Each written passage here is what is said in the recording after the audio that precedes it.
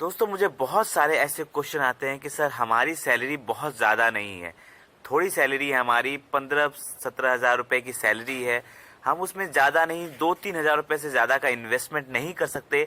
हमें बताइए क्या हम भी 1 करोड़ रुपए का आंकड़ा छू सकते हैं या नहीं एसआईपी इन्वेस्टमेंट से। तो दोस्तों आज आपके लिए यही वीडियो लेकर आए हैं कि अगर आपकी सैलरी भी 15 हज़ार के आसपास है, फिर भी आप 2-3 हज़ार रुपये बचा कर भी कैसे करोड़ रुपए तक पहुंच सकते हैं अपने एसआईपी इन्वेस्टमेंट से। साथ ही आपको कौन से वो पैमाने होते हैं जिससे आप फिनेंशियल फ्री कम सैलरी पे भी हो सकते हैं। 15 हज़ार रुपए की सैलरी से भी आप फाइनेंशियली फ्री हो सकते हैं। उसके बाद आपको जॉब करने की जरूरत नहीं पड़ेगी। साथ ही आपको कौन से फंड में इन्वेस्ट करना चाहिए ये भी बताएंगे। सबसे पहले हम आपको दो दोस्तों का कंपैरिजन करके दिखाएंगे। उसके बाद हम आपको फाइनेंशियल फ्री होने के नियम बताएंगे और उसके बाद बताएंगे कि कौन से फंड में इन्वेस्ट करें और कितने सालों में आप 1 CR तक पहुंच सकते हैं, वो भी सिर्फ 15 हज़ार रुपए की सैलरी से।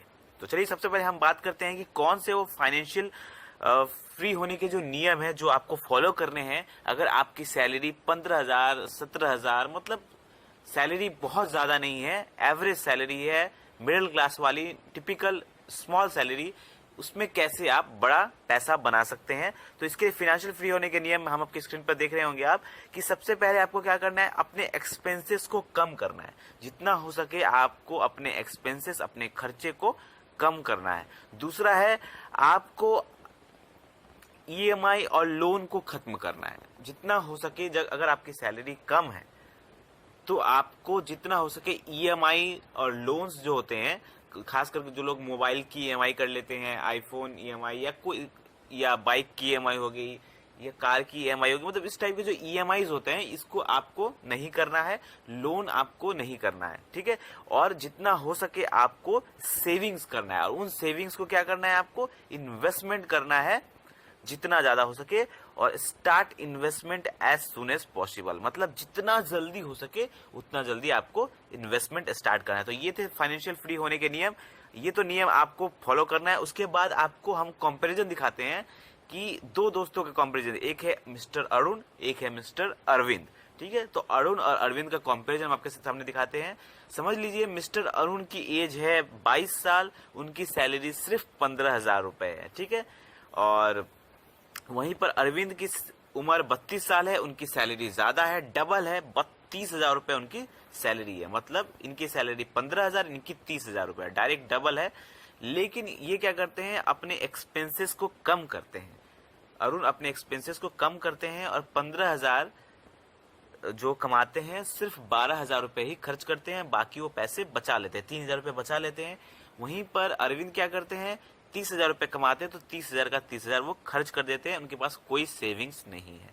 लेकिन यहाँ पर अरुण क्या करते हैं, सेविंग्स करते हैं, 3 हज़ार रुपए की सेविंग्स वो पर मंथ करते हैं और उन पैसे को वो इन्वेस्ट करते हैं अच्छे फंड्स में। अब कौन से वो अच्छे फंड्स है, जैसे वो मिस्टर अरुण बना सकते हैं करोड़ रुपए अपने एसआईपी इन्वेस्टमेंट से। तो कौन से वो फंड है, वो फंड का हम आपको बताते हैं। वो इन्वेस्ट करते हैं पराग पारिक फ्लेक्सी कैप फंड, ठीक है। ये मैं एग्जांपल के बता रहा हूँ, लेकिन ये फंड बहुत ही जबरदस्त है। अगर मैं बताऊं, मैंने इसके ऊपर एक वीडियो बनाया था पिछले कुछ दिनों पहले ही, जिसमें मैंने बताया था फ्लेक्सी कैप फंड्स के बारे में। जब मैंने वीडियो बनाया था तो उसमें मैंने बताया था कि ये जो फंड है पराग पारिक फ्लेक्सी कैप फंड बहुत ही जबरदस्त फंड है। बेसिकली फ्लेक्सी कैप फंड वो फंड्स होते हैं जिसमें फंड मैनेजर को ये आजादी होती है कि जब मार्केट जैसा सिचुएशन हो वो उन पैसों को उस टाइप के फंड्स में लगा दे जिसका नैरेटिव बन रहा है, जिस कैटेगरी के फंड का नैरेटिव बन रहा है वो उस कैटेगरी के फंड में इन्वेस्ट करके पैसे बना सकता है। तो ये आजादी मिलती है फंड मैनेजर को फ्लेक्सी कैप फंड्स में, इसीलिए आपके पोर्टफोलियो में एक फ्लेक्सी कैप फंड भी होना जरूरी है। तो ये जो पराग पारिक का फ्लेक्सी कैप फंड है बहुत ही जबरदस्त फंड है। इसने पिछले, अगर आप रिटर्न की बात करें तो इसने लगभग 20% का रिटर्न दिया हुआ है, लगभग 20% का रिटर्न इस फंड ने दिया हुआ है। तो अगर मिस्टर अरुण जो 3 हज़ार रुपए बचाते हैं, 15 हज़ार उनकी सैलरी है, 12 हज़ार वो खर्च करते हैं और 3 हज़ार रुपए वो बचाते हैं, तो अगर वो इस फंड में इन्वेस्ट करते हैं तो ये फंड ने तकरीबन 20% का रिटर्न दिया हुआ है, 20% से ज्यादा का रिटर्न दिया हुआ है, फिर भी हम कैलकुलेशन आपको दिखाने के लिए सिर्फ 18% का रिटर्न पकड़ेंगे। ठीक है, ज्यादा रिटर्न हम नहीं पकड़ रहे, सिर्फ 18% का हम रिटर्न पकड़ेंगे। तो इस 18% के रिटर्न में हम देखेंगे कि उनका पैसा कितने दिनों में 1 करोड़ बनता है। तो इसको दिखाने के लिए हम आपके सामने स्क्रीन पर एक चार्ट रख देते हैं, जिससे आप देख पाएंगे कि कितने सालों में मिस्टर अरुण 15,000 रुपए की सैलरी से कितना पैसा बनाते हैं। ठीक है, तो 3,000 रुपए वो इन्वेस्ट कर रहे हैं पराग पारिक फ्लेक्सी कैप फंड में, जो पिछले कई सालों से 20% का रिटर्न दे रहा है, लेकिन हम यहाँ पर 18% दिखा रहे हैं। तो 5 सालों में देखिए स्क्रीन पर आपको दिख रहा होगा, 5 सालों में उनका इन्वेस्टमेंट हो रहा है, जो पैसा कंपाउंड होके हो रहा है वो है 2,93,000। ठीक है, चलिए 8 सालों में देखते हैं कितना पैसा बन जाएगा उनका। तो 8 सालों में अगर हम देखते हैं तो वो बन रहा है 6,45,000। ठीक है, उसके बाद 10 सालों में हम देखते हैं वो पैसा बढ़ के हो जाता है 10,09,000 रुपए के आसपास, 10 लाख के आसपास पैसा बन गया।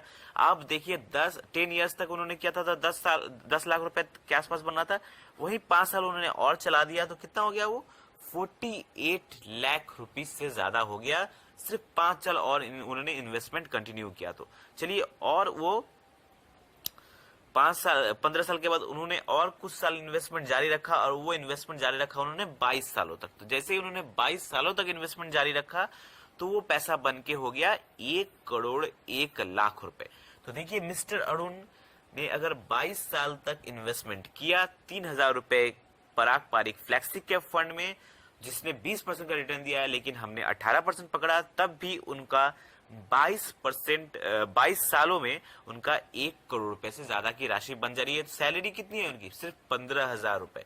15,000 रुपए सैलरी है, फिर भी सिर्फ 3,000 रुपए बचा कर भी 22 सालों में उनके पास 1 करोड़ 1 लाख रुपए से ज्यादा की राशि बन रही है। तो दोस्तों ये था कैलकुलेशन, जिसमें आपको दिख रहा है कि कैसे कम सैलरी में भी, अगर आपकी सैलरी कम है तो भी आप 1 करोड़ रुपए बना सकते हैं। और जिनकी सैलरी ज्यादा है, जो मिस्टर अरविंद थे जिनकी सैलरी 30,000 थी, लेकिन उन्होंने इन्वेस्टमेंट नहीं किया, सेविंग नहीं किया, तो उनके पास कोई पैसा नहीं रहेगा, क्योंकि हो सकता है वो आगे जाके, अगर उनकी यही आदत रहे तो आगे जाके वो डेप्ट में भी चले जाएं, कर्ज में चले जाएं।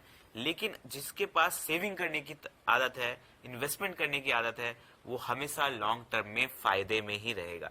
तो अगर आपकी भी सैलरी कम है, भले आपकी सैलरी 15,000 हो, 16,000 हो या 20,000 हो, आप थोड़ा ना थोड़ा इन्वेस्टमेंट स्टार्ट करें। और फाइनेंशियल फ्री होने के जो नियम के अनुसार भी जितना जल्दी आप स्टार्ट करेंगे इन्वेस्टमेंट, उतना ही ज्यादा आपको फायदा होगा। तो आई होप आपको ये वीडियो समझ में आया होगा, कैलकुलेशन समझ में आया होगा।